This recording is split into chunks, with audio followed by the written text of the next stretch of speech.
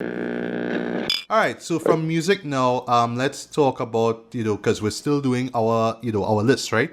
So let's talk about Mm-hmm. best TV shows, right? So if you don't mind, I'll just share mine quickly, and really and truly it's in no particular order, right? But the number one, I should say the top three, I&D, the top three, right? That's the best way I'll say it. Honorable mentions, because there actually was a lot that, can make it on this list here, right? I'm a Right. Virgo. Right. Yeah, Yeah. Ooh, really That solid is show. Very that subversive, is on very my yeah. weird. Yeah. The ending could have been better, could have been punched up better, but it was good. I really enjoyed it. Right. The Bear Yeah. season 2. I know we didn't get Mm-hmm. around to talk about it here on this program here, but I really enjoyed this season here. Right. Yeah. Solar Go hard. Opposites season 4.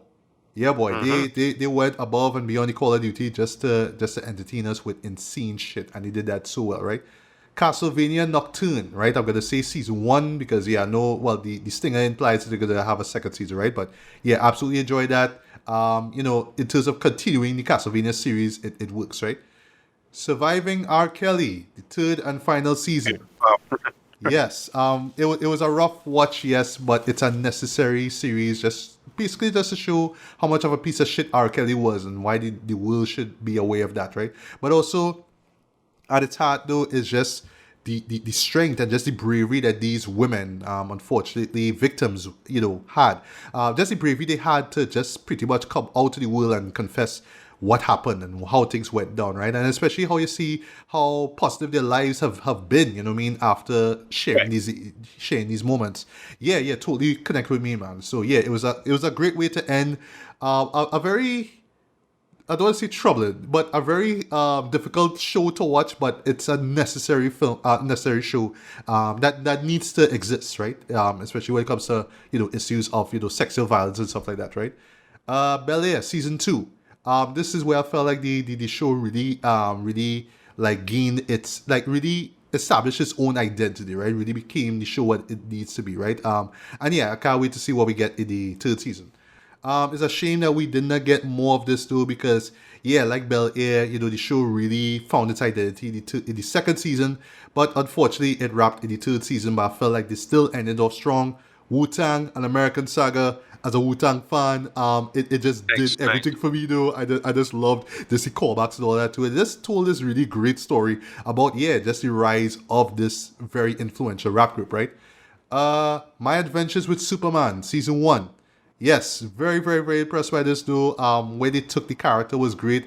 Yes, it's very anti-Snyderverse, and it's all the more better because of it though. But it's just so charming though. It's just the charming element of it that I really love. And in particular the relationship between Lois and Clark. I mean, yes, you've seen millions of times before, but this one though, it was just so sweet though. It was just so charming, man. And yeah, you get some really great Superman moments out of it too. But it's very light-hearted, and yeah, for a character like Superman, it fits, right? I reviewed this earlier this year. Chainsaw Man, right? This is a Right. very over the top, very insane, and very badass anime. Though this concept of that character is weird to me, but somehow they make it work though, and just boast some of the wildest anime stories I've seen in a while though. So really enjoy that. And last but not least, Poker Face, right? Really, really Nice. impressive first season here. Natasha Leon was great as a lead, though. And I get that it's just that great return to the whole, mystery or murder of the week or mystery of the week formula that, stuff like Columbo or, Murder She Wrote did, way back when, right? It just did it so, so, so well, right?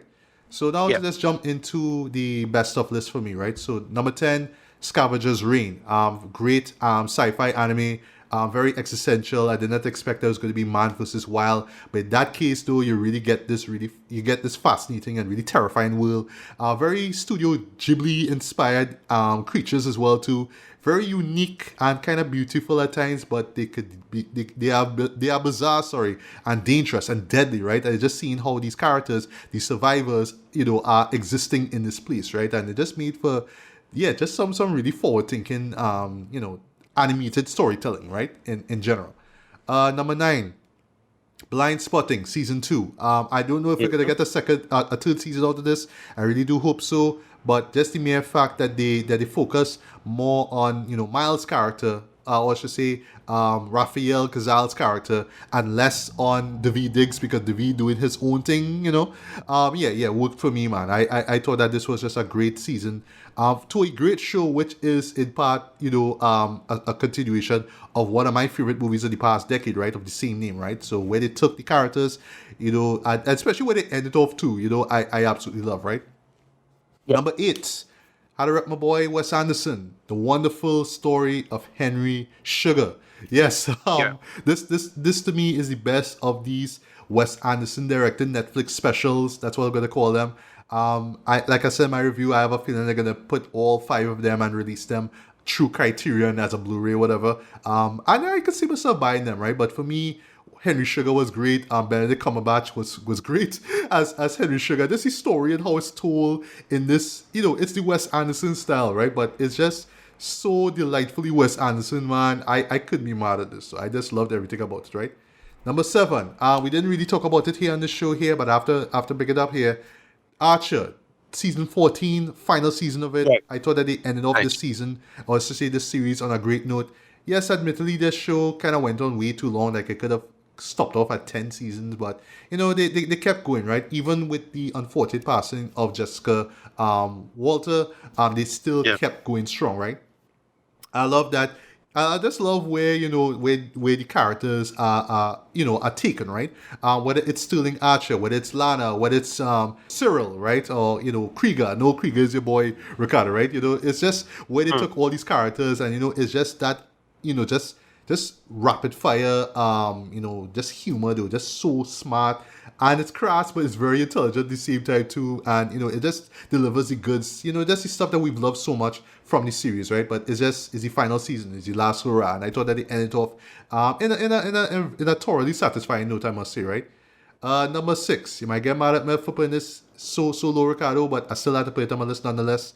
Bleach, 1,000-Year Blood War, Part 2, The Separation. Nice. Yeah, talk about stepping your game up, just. So just when you thought the first season was great, boy, they just ramp things up to, like, even, I don't even say by 11, but they just ramp things up even more with this, right? I'm forgetting characters' name, though, but the dude with the paintbrush, though, is probably gonna go down one. Yeah, it's probably gonna go down as one of the most memorable characters in Bleach ever. Just his skill set is so amazing. I just love that this show is just so bold to say, yes, this is over the top, and we're gonna have characters do really insane shit, but it makes sense in our way, right? And that's how they continue. The story from before was great, though. Animation, music, fight scenes, everything was just firing on all cylinders, right? And I'm not even the biggest Bleach fan. I absolutely enjoy this nonetheless, right? Yeah. Number 5, season 7 of Rick and Morty. Yes, like, while you said you didn't enjoy it as much as the last season, I felt that despite the whole stuff involving Justin Roiland, this show, I should say the creators, still managed to find a way to keep this show going strong, man. I mean, the humor is just so in your face, just so rapid fire with it too as well. Similar to Archer as well too, right? Just the writing is strong as well. It is insane. It is just over the top and ridiculous too. But that's what you come to Rick and Morty for, man. And yeah, I absolutely enjoy this, right? Number 4, I have a feeling that this is probably high up in your list, Tracy.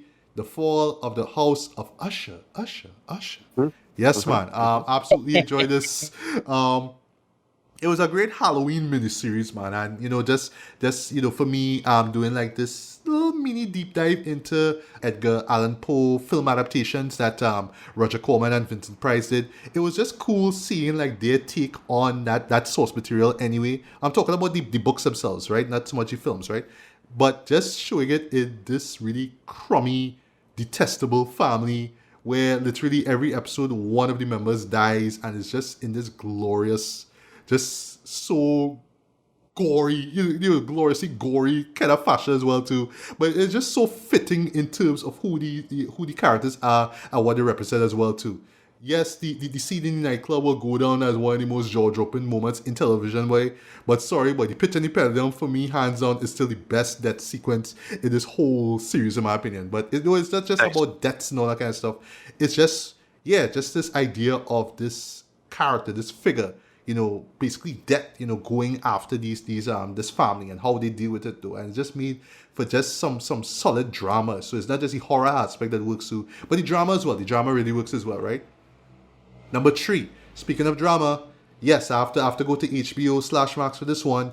The Last of Us. Yes, it is hands on one of the best video game adaptations ever.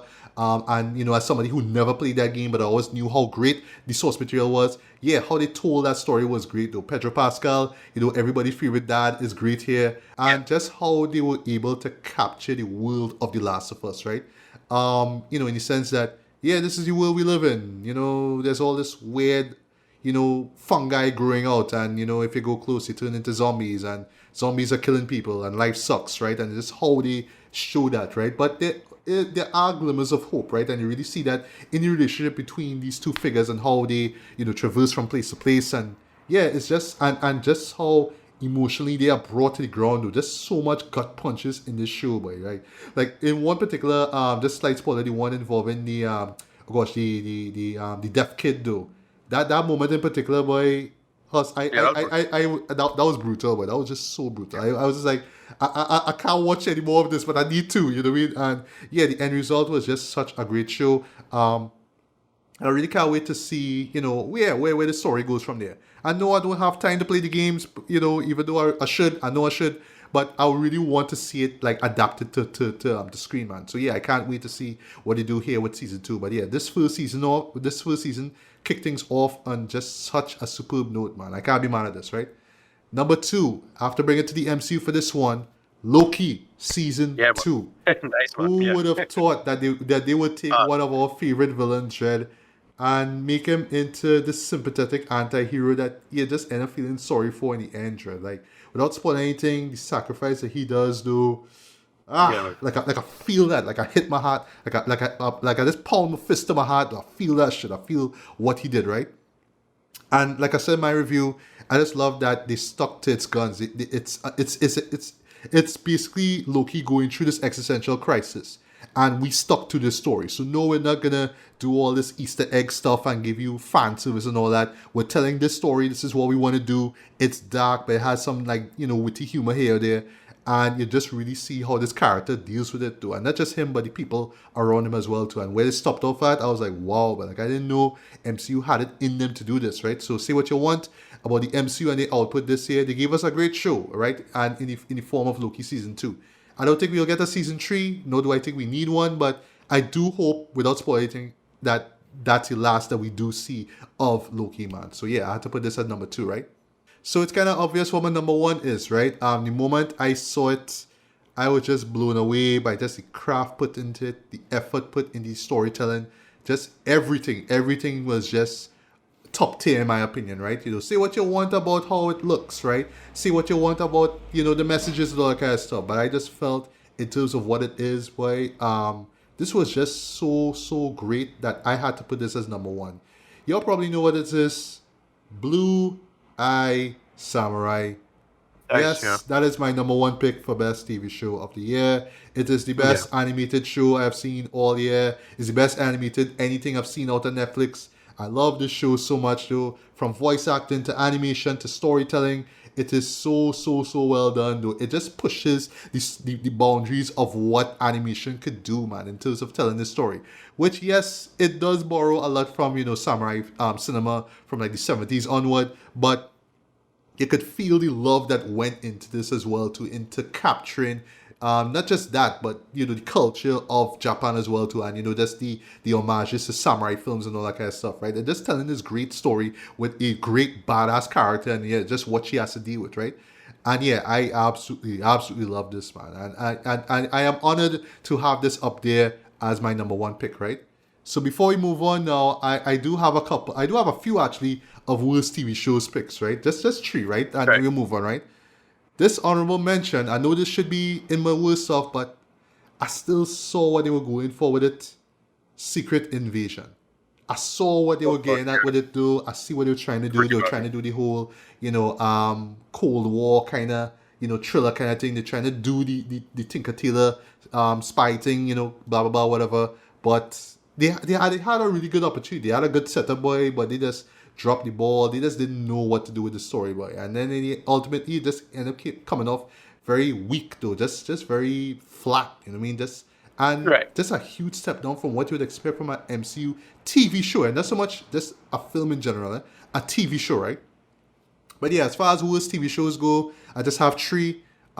History of the World Part 2. We Right. never Yeah. thought in a mil- I forget what never I can't believe that I'm saying this, right?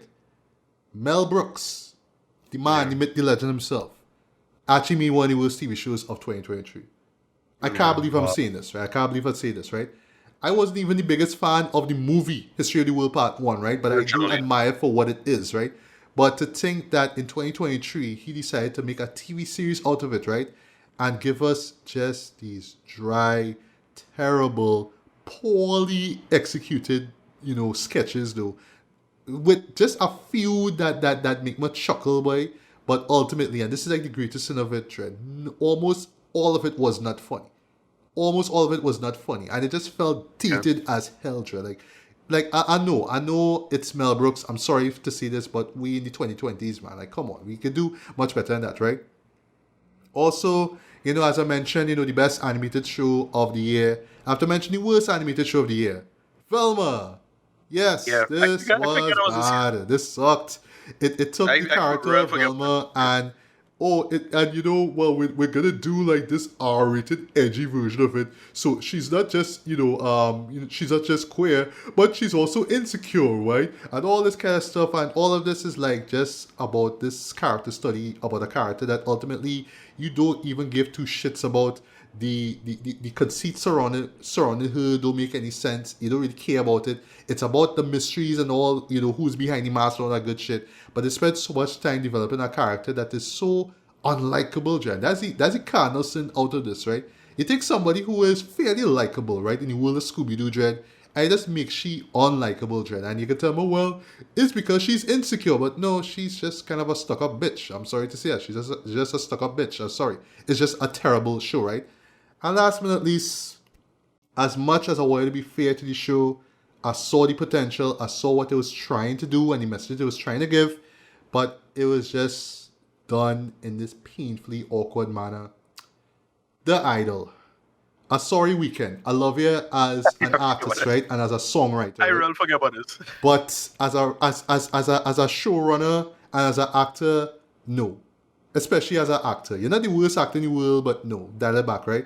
But I will say this, Will. You did give us one of the most memeable and most unintentionally hilarious moments of 2023, bar none, with him cussing out this guy in this in this clothing store, like, "Oh, fuck you up, man. I'm a fucking curb stomp you, man." Like, just go on YouTube and look at that, though. That is like the funniest shit you will see all year. And that's not even played for laughs, but my God, though, this was just a huge misfire. It could have been a great commentary on just the dark nature of, the world of music, especially pop music. But no, it's just trying to be schlocky, but at the same time, it's trying to be intelligent.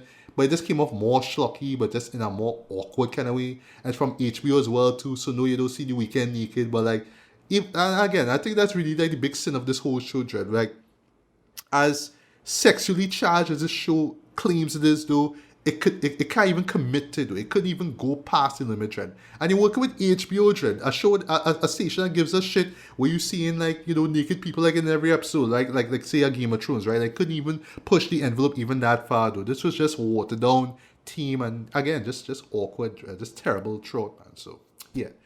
But that's it. I talk long enough. CC, do you have any best or worst TV shows or no? I had mentioned on the chat I don't really have much in the way of TV. No, as I said, not really much in the way of TV, although I will say just The Last of Us is one of the best things I saw this year. Like, I had never played the games like you, never taken the moment to really delve into it very much, and I know people had all kinds of opinions about, what's this show going to be? Is it going to live up to the game and the video game adaptation curse? Putting all that aside, just from a dramatic standpoint, it just felt like this absolute breath of fresh air just for the post-apocalyptic genre, zombie fiction in general, and just this kind of out the gate work of dramatic art, if that makes sense. Like something that I didn't have any particular expectations for it, but it was an absolute breathtaking work from a dramatic standpoint, and I really appreciated it. Right. So I'm gonna give you guys my honorable mentions, which includes, like, it's not the worst things that I've seen, but I'm gonna tell you what they could have been better, or I really liked them, but it just didn't get into the top 10. So, in terms of honorable mentions, Slow Horses from Apple TV Plus, which is a very good series, but I only just discovered it, and it came out in 2022 thereabouts. It's now in the third season, and so because I'm not completely through with it, I had put it on the honorable mention list. But Slow Horses is good. Anybody who knows me knows how I like spy crap, so I'm a big fan of that. Queen Charlotte, the Bridgerton story, was absolutely joy, but it didn't make my Yeah. top 10. So Right. I had so much fun. And then the whole idea of Brimley and, what has happened to him and such, it was just like real heights. Star Wars Visions was one of those Right. that I enjoyed, but then when I figured out what I was having on this top 10 list, which might get some heights, but Star Wars Visions of itself, the different creators, the different stories, the way how everything felt tied together, I enjoyed it a great deal. And then of course there's the bottom three here, which so I have The Night Agent from Netflix, which it's a good story, but it's fun and forgettable. So I'm kind of like it, neither here nor there where it's considered. It was a good fun to watch. It's a FBI agent who works in the White House, and he answers the phones whenever spies call and to find out what's going on and that kind of stuff, and end up being in the center of like the biggest mole plot in like the White House and America, and things are going askew, the usual nonsense. So there's the Night Agent, Beef with Ali Wong and Stephen Yen, Yes, that's and on my list. I have that. that Yes, that had some fun takes and turns, but still. And then of course Secret Invasion, because Secret Invasion, killing off Maria Hill, I'm sorry, that does not fly for me. Killing off Maria Hill, the controversy around the AI opening, which I feel like in a house where you have a whole bunch of actual visual effects creators and animators, just pay the people what they want to, what they're asking for. Don't let us have to go through another union. it was during You the, know, the strike, yeah. the strike. Just, and again, it all comes back down to these big studios doing the absolute ridiculousness, and here we are. But Secret Invasion was supposed to be more, especially when you have Nick Fury at the top of it. But here we are. So those are my honorable mention type things: Slow Horses, Queen Charlotte, Star Wars Visions, The Night Agent, Beef, and Secret Invasion. But my top 10, and I'm just going to go through the first five. The top 10 I have here: Only Murders in the Building, from Hulu. We're in Hulu. It's season 3. It is still funny. I'm actually still very much amused at how they are constantly bringing more murders into the mix and more people. So I very much enjoyed it. But so we have that. We have Percy Jackson and the Olympians. I was there. I was alive when the movie came out. And the movie was fine, but I know it's only 2, 3 episodes out, but this feels like the Percy Jackson series, and I was like, you know what, I need it. I'm gonna have that there. The Last of Us, of course, and Succession season 4.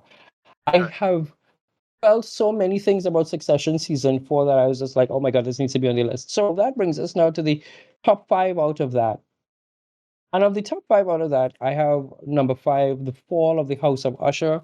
I will tell anybody, when Halloween comes around, I prefer to sleep. So I don't really, dig up into many Halloween type things. But the idea that it was based on Edgar Allan Poe's works, and some of these things, I was like, you mean to say all these years I've been living and reading books and all this kind of stuff, and I didn't know about, like, the short story of the Fall of the House of Usher? I need to go read this. And that sort of brought me back into Edgar Allan. So I absolutely love how Mike Flanagan did that. Number 4 is Loki. It is the one Disney Plus Marvel show that has finally eclipsed WandaVision for me. Y'all know whenever we do these kinds of, stacking up, I always put WandaVision at the top tier of everything. But when I saw how this series ended, I was like, no, okay, Wanda is now number 2 and Loki is number 1. And quite like Watchmen, I don't think we need to explore any more of it. It's done, it's wrapped, it's beautiful, the end. Number 3 on the list is The Morning Show, season 3 from Apple TV Plus. Apple TV Plus continues to do what I call It is the adults. best streaming service, in my And opinion. oh my God, it literally is. I agree with you.